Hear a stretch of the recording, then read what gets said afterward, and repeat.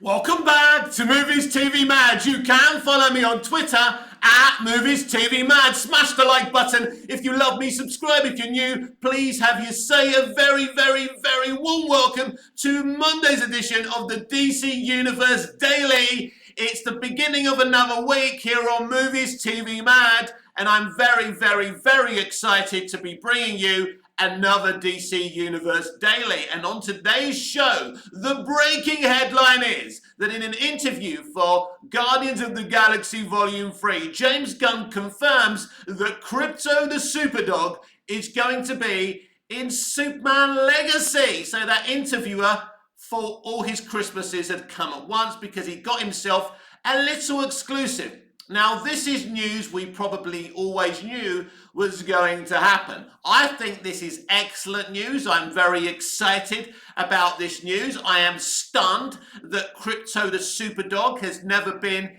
in a Superman movie before. Now, Clark had a dog in Superman the movie, if I remember rightly. He had a dog in Superman Returns, and eventually in season 4, they introduced a dog pal for him in Smallville. But none of those versions of those dogs were in fact Krypto the Superdog. So I'm going to make the huge leap that in Superman Legacy the dog is called Krypto and he will have superpowers, but will he be from Krypton? James Gunn hasn't given any defined details about his version of Krypto the Superdog, but I think this is what you get with your James Gunn, because families and kids and dog lovers are gonna be gobbling this up. It's very, very exciting, because if you want to forward the DC IP, the Superman IP, you don't have Lois Lane saying, are we just gonna stand here, or are we gonna keep on measuring dicks? Means you can't take your preteen child to the movie. You don't have Superman violently, aggressively breaking somebody's neck. It means you can't bring your young 10-year-old or under 10-year-old to see a Superman movie. Superman was created for children and families especially. But here's the thing, you want to make money. The reason Super Mario Brothers has made money is because of the family audience. Look when it was released during the Easter holidays. You know, it ain't rocket science. No shit, Sherlock. You know I adore Zack Snyder. You know I love the Snyderverse. But if I was in charge of WB around 2011 or 2012, Christopher Nolan would not be in charge of DC, and he would never have been allowed to bring in Zack Snyder. It's a bit like going into a petrol station and sparking up a cigarette. We know the fuel is highly flammable in a petrol station, and as a smoker, I wouldn't spark up a fag in a fucking petrol station. Bringing in Zack Snyder to run DC is like going to a petrol station and lighting a cigarette around inflammable goods. You don't do it. And what happened is exactly what happened. This is why you go for James Gunn, a family-friendly writer-director. He's very good at doing adult content, but he's also very good at doing stuff for kids and families. And Zaslav understands that. I can give you the defined reasons why the DCEU failed. And the number one reason is for bringing in Zack Snyder, a director I love. And then when BVS gets released and you get this divisive reaction, you've got two decisions to make, because you can still save the DC Universe at that point. You either allow Snyder to finish off his arc, or you say, right, Zack, we can't carry on together. We're going to reboot already. We can't. This is crazy. We like your cinematography. We like what you're trying to do, but it's just not working for the audience that we want it for. That's why you never allow David Goya's pitch to be greenlit. You never allow Snyder to direct Man of Steel and then to be involved with BVS. And what you don't do, after you've seen what he's going to do with BVS, is try and change him as a director and say to him, can you write us a lighter Justice League script? You either allow Zack Snyder to be Zack Snyder, or you bring in someone like James Gunn, Joss Whedon, to do their own thing. Now, James Gunn is going to do his own thing. And I think if you want this IP to be family friendly, if you want to make a lot of money with the IP, if you want it to be consistently loved instead of consistently divisive, James Gunn is the right man. Now, if you want it to be like the Snyderverse, Zack Snyder is the right man. I say this every day. You shove Zack over on DC Elseworlds to continue this arc. That's fine. Not a problem. But if you want an IP to make money and to be loved by families, which is the core audience, Zack Snyder isn't your man, and James Gunn is.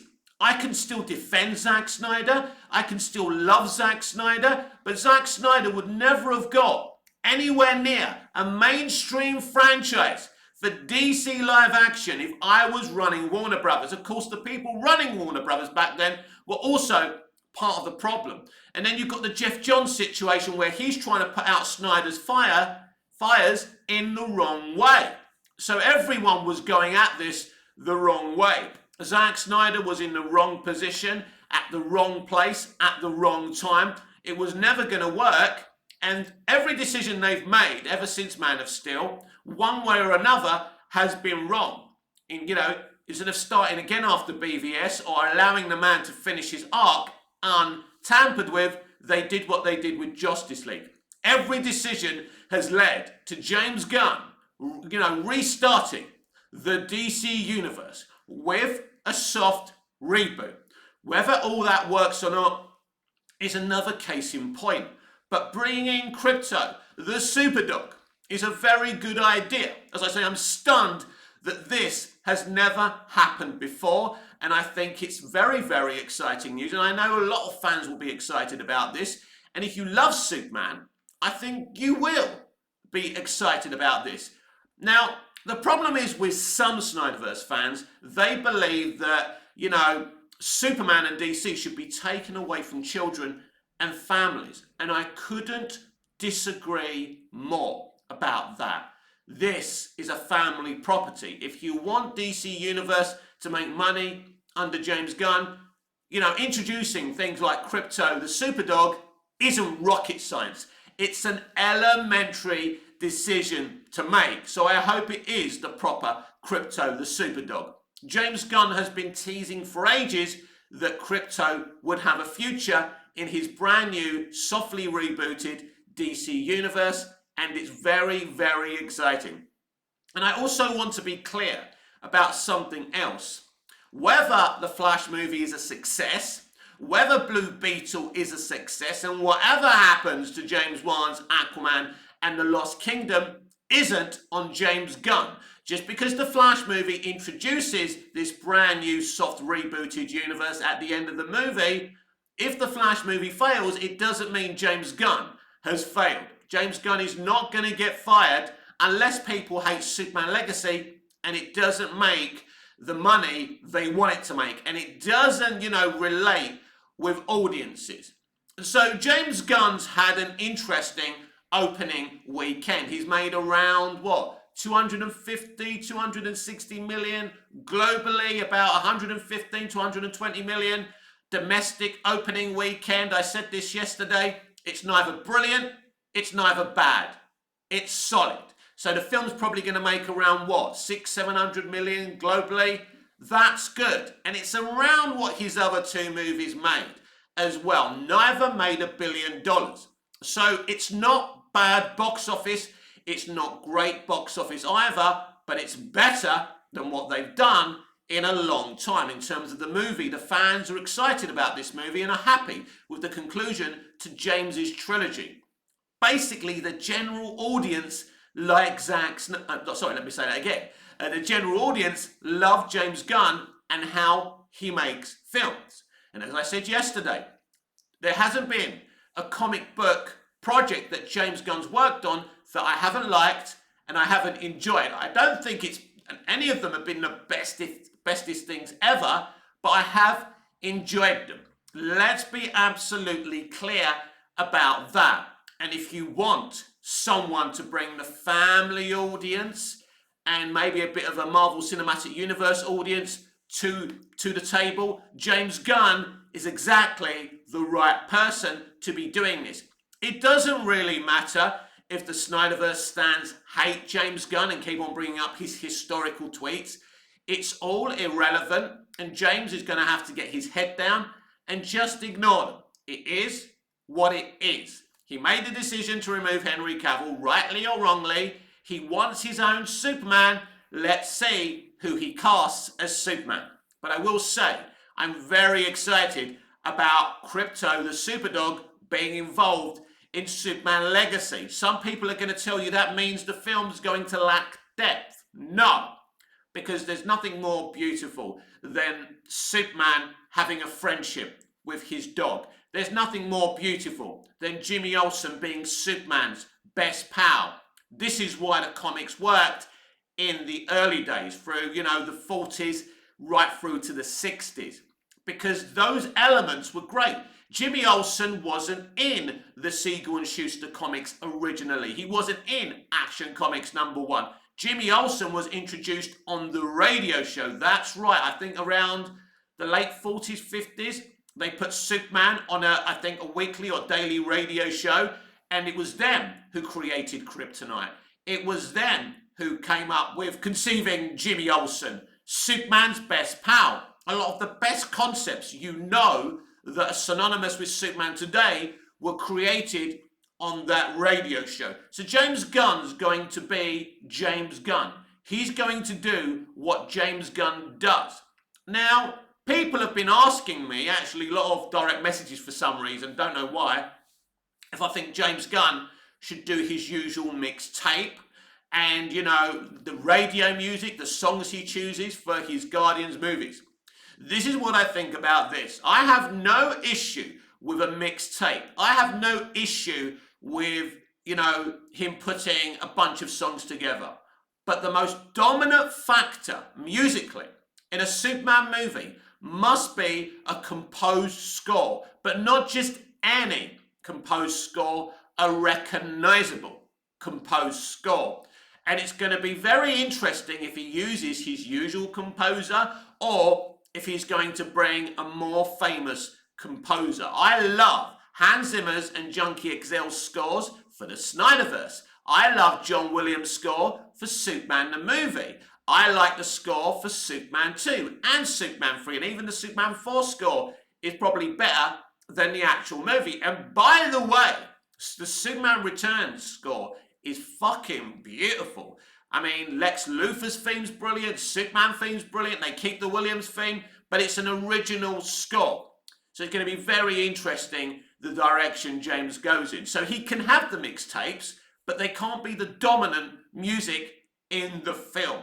We want, this emotive, loud, kind of orchestral score, like we get in Doctor Who, like we got in Star Wars from George Lucas when he brought in John Williams. That's what I want. So the mixtapes can be there, but they can't be the dominant music. This is the difference between Superman and Guardians of the Galaxy and the Suicide Squad.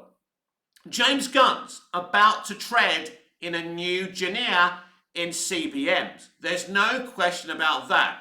And an element of his thinking will have to change. So no, a mixtape can't be the dominant music, can't be the theme for Superman, but it can be there.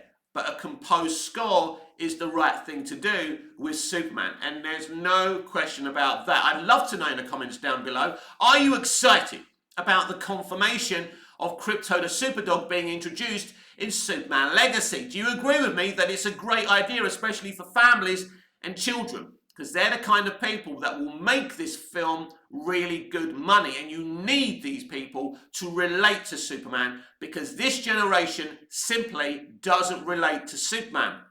Our generation relates to Superman, and that's factual. And kids, have had a Superman. They've had Henry Cavill, they've had Brandon Routh, they've had Tom Welling. But obviously they're past generations now. And now Superman needs a new, and now the character needs a new actor for a new generation and a new era. Iconic characters always have different representation through the ages. That's okay. And that's a good thing. James Gunn has decided to go with a brand new actor. But I do believe that Superman Legacy is going to be this Spider-Man No Way Home thing. That he is going to deal with the Superman movies past and the past Superman actors.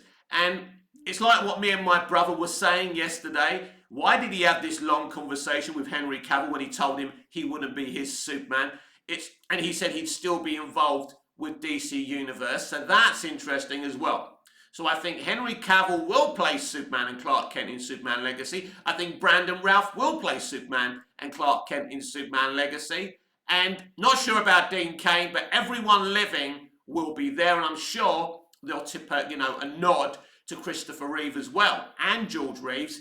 And I think that Tom Welling will also be involved. Now, there's another piece of news that I forgot to mention yesterday. Now, Michael Rosenbaum, the former actor who played Lex Luthor fantastically well in Smallville, has shown interest to James Gunn that he wants to be DC Universe's Lex Luthor. He said, after all, I did play the character for 7 years.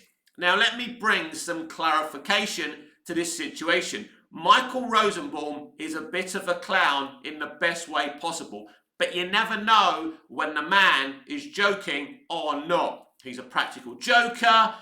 He kept the Smallville set and locations, always laughing and smiling. Michael's like the kid who can do the work in class, but he puts everyone off from doing their work. So yeah, he was a bit of a practical joker while he was on Smallville. He's great. He's fucking hilarious.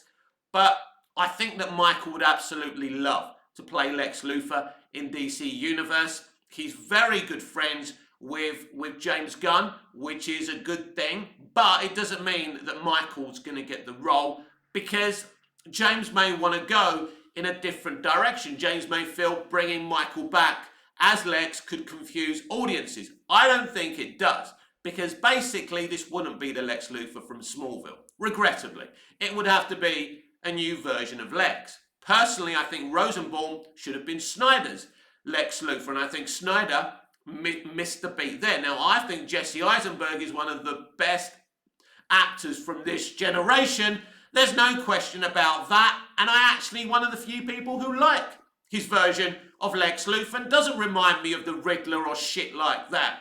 It was very unique. It was very New 52. It worked for me. But again, like many things that Snyder did, what worked for me and the Snyderverse fans didn't work for the mainstream audience. But I believe people would be very, very excited if Michael Rosenbaum returned as Lex Luthor. Of course, he could have returned in Crisis on Infinite Earths like Tom Welling did. He said no. And I think Michael Rosenbaum was right not to return for Crisis on Infinite Earths. He was not told where he'd be, how much he'd get, any of that jazz, what he'd be doing, and Michael was absolutely dubious about it. And Michael hasn't really been involved in the industry since leaving Smallville after the end of season 7. He's also confirmed now one of the major reasons he left Smallville is because Our Miles left as well. The guys who created it, the showrunners from season 1 to 7, it's called loyalty. But I called it at the time because not only Michael Rosenbaum left with Our Miles at the time, Kristen Krug and John Glover, and I called it. I said, this is loyalty, they're leaving. There was actually some kind of legal action between the creators and WBTV at the time as well. So none of that surprised me, but yes, I would absolutely love to see Michael Rosenbaum shave that head again and return as Lex Luthor. Of course, you can see him and Tom Welling on the Talkville podcast every Wednesday talking about episodes of Smallville. Last week, it was Rosetta. It was beautiful. It was great to see Tom get so emotional over his time with Christopher Reeve.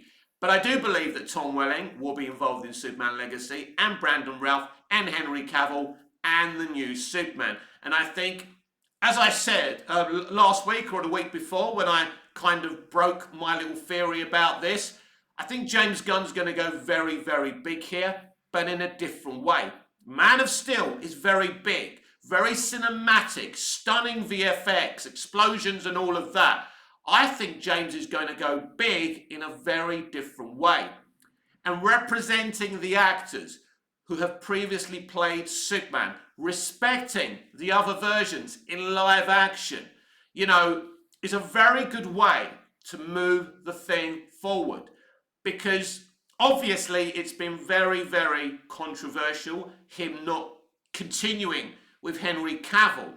I don't think it's James's fault that Adby and DeLuca and Zaslav brought Henry back, or that's what they said at the time, with the Black Adam post-credit scene, but it was then very problematic because James didn't want to continue with Cavill as Superman. The guy had told everyone he was coming back. Did he just do that because they wanted to kind of upscale the box office of Black Adam, or was he actually really coming back?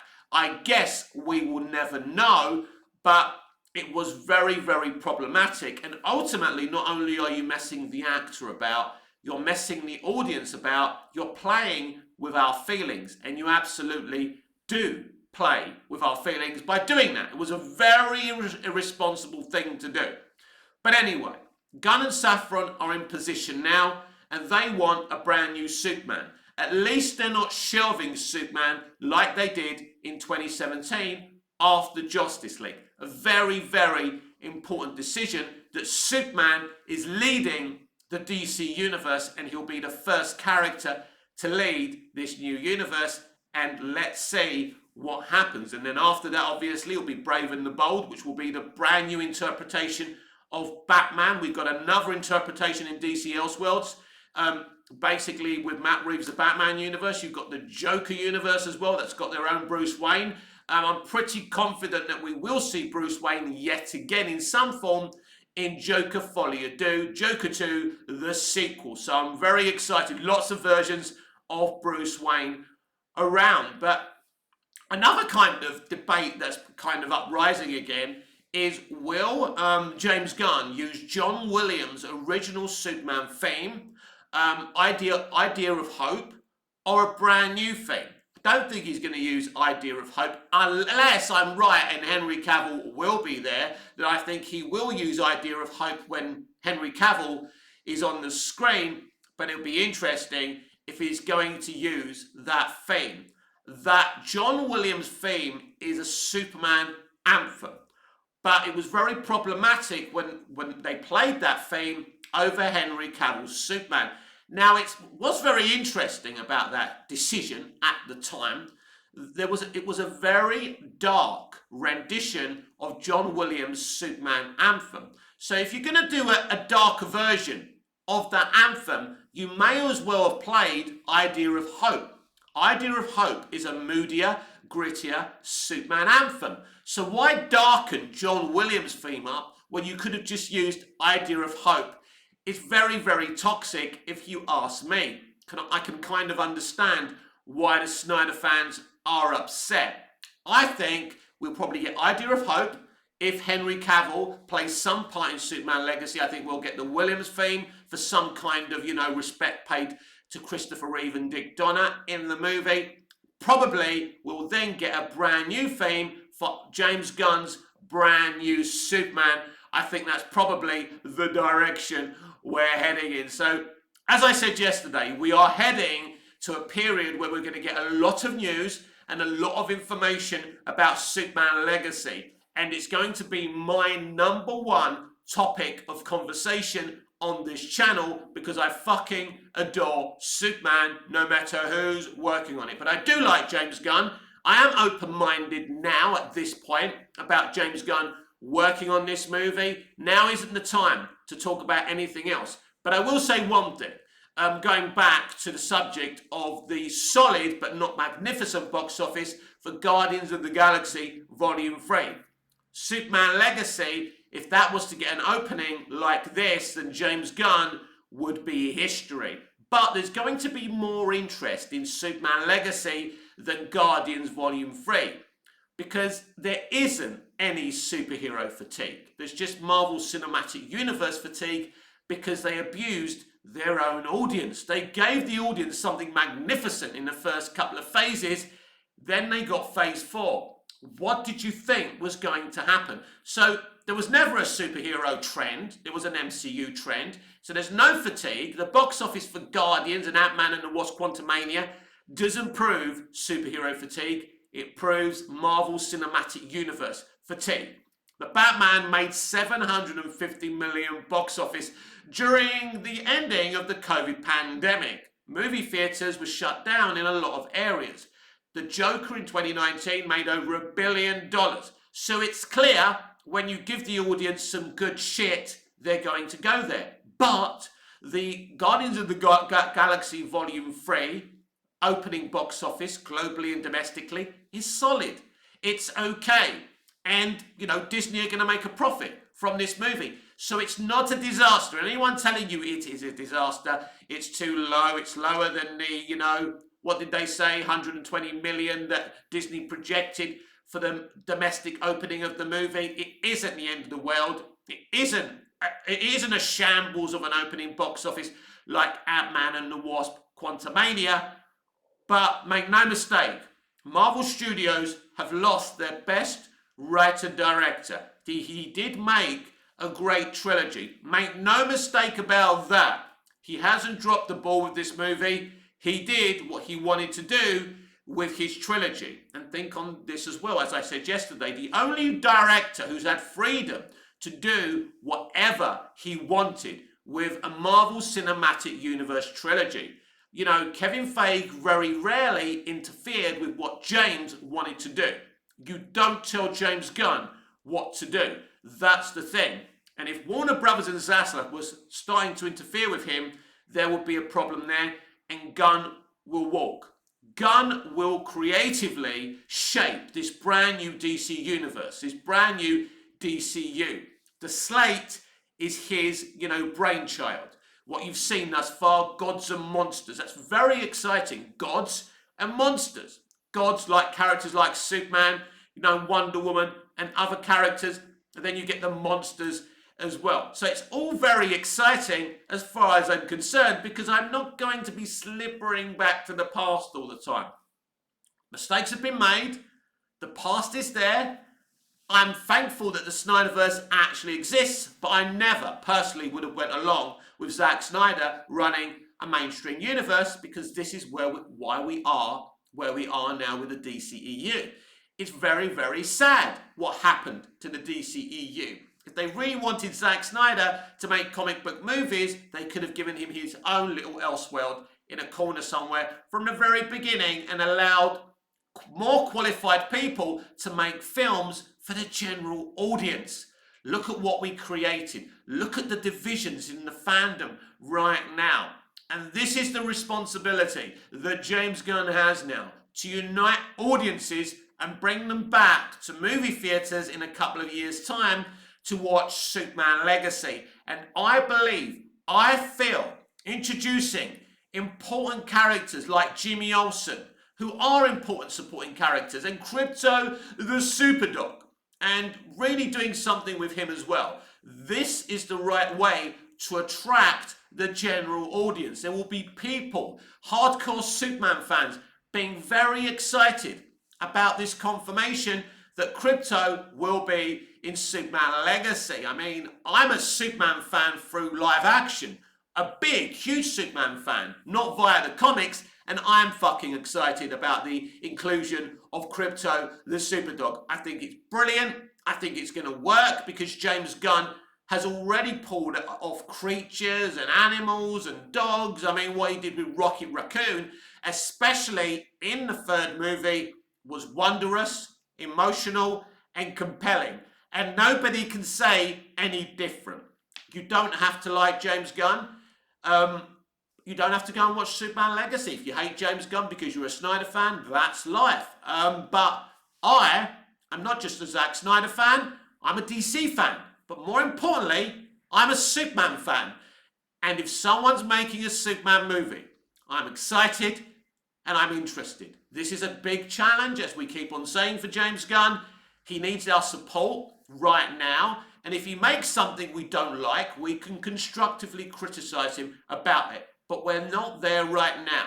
The slate looks brilliant. I was never underwhelmed by the first part of the Gods and Monsters slate, unlike some people. and I'm very intrigued about what he's going to do with Superman Legacy. So keep it here on Movies TV Mad with my daily show, the DC Universe Daily, for more updates on James Gunn's Superman Legacy. This has been Monday's edition of the DC Universe Daily with me, Mick, your host with the most to stars, your girlfriends and your wives. Please like, share, comment, subscribe, smash the like button if you love me, subscribe if you're new, please have your say, smash the notification bell so you never miss this beautiful perfection, and I'll see you again in the next video. Till I see you again, goodbye, au revoir, auf Wiedersehen.